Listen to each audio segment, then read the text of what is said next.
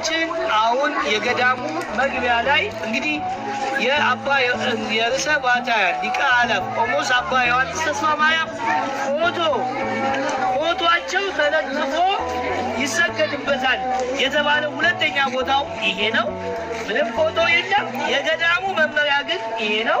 ለምሳሌ አድያመ ዮርዳኖስ ወንቅሸት ቅዱስ ገብርኤል አንድነት ገዳም የገዳሙ ሕግና ደንቦች አስተውሉ ይላል። ገና ልትገቡ ስትሉ የሚሰጣችሁ መመሪያ አለ። ፎቶ ግን የለም። እንግዲህ ፎቶ አለ ብለው ይሰገዳል የተባለው ለሁለተኛ ጊዜ አየሁኝ። ሌላም አለ፣ እሱንም እንግዲህ ያሳዩኛል። የለም። የመጀመሪያ የቆምክበት ስፍራ የተቀደሰች መሬት ናትና ጫማን ከእግር አውጣ ለማን? ለሙሴ የተነገረው ኦሪት ዘጸአት ምዕራፍ 3 ቁጥር 5። ሁሉም መሬት ምድር የእግዚአብሔር ቢፈጥራትም የተቀደሰ ስፍራ ደግሞ ቦታ እንዳለው ለሙሴ ጫማን አውልቅ የተባለው ጥቅስ ላይ እሱም በመመርኮዝ የመጽሐፍ ቅዱስን ጥቅስ አስቀምጠው መመሪያ ያደርጉታል። ልድገመው። የቆምክበት ስፍራ የተቀደሰች መሬት ናትና ጫማን ከእግር አውጣ። ሁሉም የተቀደሰ ስፍራ አይደለም። የተቀደሰውን ስፍራ እግዚአብሔር ስለሚቀድስ ብለው አንደኛ መመሪያ ሰጥተዋል። ሁለተኛው ደግሞ በማንኛውም ምክንያት የመጣ ሰው ከካህናት ከመነኮሳት እንዲሁም ከአካባቢ ሰዎች ጋር ማንኛውም ግንኙነት ማድረግ የተከለከለ ነው። የመጣበት ዓላማ ጸበል ሊጠመቅ ነው።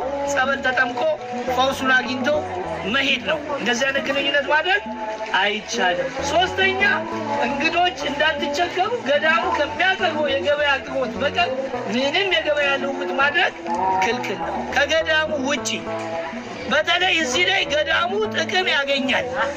ከገዳሙ ውጪ የተከለከለው ሀብት ለማግኘት ነው እሳቸው ይሄንን ያደረጉት የሚል ነገር ሰምቻለሁ።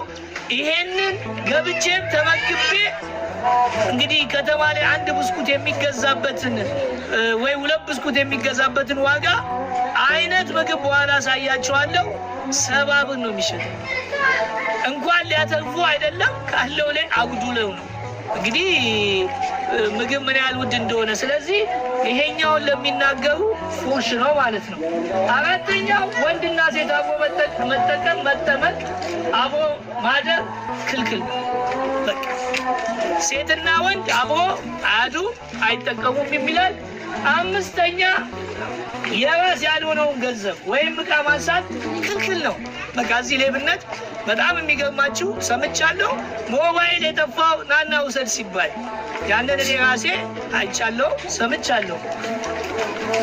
ስድስተኛ ከጉባኤ ተገኝቶ የእግዚአብሔር ቃል መስማትና የምህላ ጸሎት ማድረግ አስፈላጊ ነው። በቃ የሚችሉ ደካሞች ካልሆኑ በስተቀር ምህላና ጸሎት ማታ ሲደረግ በጣም ደስ በሚል እኔም ራሴ ሳስተላልፍ ነበረ፣ አይታችኋል። ይህንን አስተላልፌላችኋለሁ። በፌስቡካቸው አባ ዮሐንስ ብላችሁ ብትገቡ ፌስቡክ ላይ ሁል ጊዜ በየቀኑ ይተላለፋል። አብራችሁ መጸለይ ትችላላችሁ።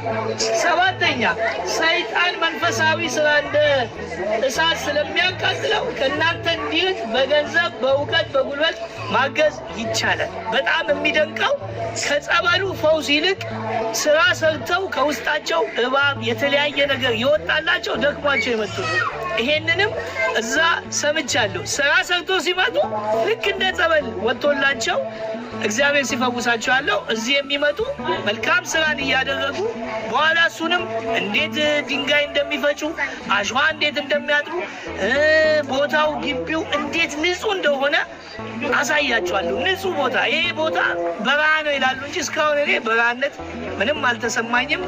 እንግዲህ ርዕሰ ባሕታዊ ሊቀ አእላፍ ቆሞስ አባ ዮሐንስ ተስፋ ማርያም በረሃውን ምን አድርገውታል? ገነት አድርገውታል። ስምንተኛ ለሱባኤ ለንስሐ ከበሽታ ለመዳን ካልሆነ ያለ ምክንያት ገዳሙን እንደ ጊዜ ማሳለፊያ መጠቀም ክልክል ነው። በቃ እዚህ የሚመጣው ለነገሩ ቦታው በጣም የሚያምር ውበት ስላለው እንደ መናፈሻ ምናምን ያጓጓል። ለነገሩ ግን ሕጉን መጠበቅ ግዴታ ነው እንጂ እኔ ራሴ አሁን መቼ ሄዳለሁ አልሄድም ብዬ በጣም አየሩም ተስማምቶኛል፣ ምግቡም ተስማምቶኛል፣ ሁሉ ነገር ግን ስራዬን ጨርሼ መሄድ እንዳለብኝ ሕጉ ስላለ እወጣለሁ። እዚህ ለመዝናናት አልቀመጥም። ዘጠነኛ ቤተ ክርስቲያን አንዲት ናት። መለያየት፣ አድማ መፍጠር ክልክል ነው። እዚህ ቋንቋ፣ ነገድ፣ ህዝብ የሚለይበት አይደለም። የሁሉም የዓለም ህዝብ የብሔሮች የሁሉም ስለሆነች እዚህ በልዩነት አድማ እያደረጉ ብዙ ነገር መፍጠር አይቻልም። መጽሐፍ ቅዱስ እንደሚል ከቋንቋ ከነገድ ከህዝብ ዋጀን ይላል። ሁላችንም አንድ ሆነን ነው እዚህም ስትመጡ የበለጠ በክርስቶስ አንድ ሆነን እሱም መመሪያ በመጽሐፍ ቅዱስ ያለውን ተግባራዊ አድርጎ የሚል ነው። 10ኛ ከእምነትና ከጸበል በቀር በገዳሙ ዙሪያ የሚገኙትን የታሪክ አሻራዎች አንስቶ መውሰድ፣ በማንኛውም ጊዜ የዛፍ ቅጠል መቁረጥ፣ የሰንበቱ ቤት መሸጥና ማከራየት ክልክል ነው። 11ኛ ገዳማችን ብሔረ መላእክት ነውና በአዳራሹ በጸበሉ 2 እና 3 ሆኖ ማውራት ክልክል ነው። በጸበሉ ቦታ ስትሄዱ ድምፃችሁን አጥፉ የሚል እንትን አይቻለሁ። ያንን በኋላ እናያለን። ይህንኑ መመሪያ ገብተን ደግሞ በበለጠ እናየዋለን።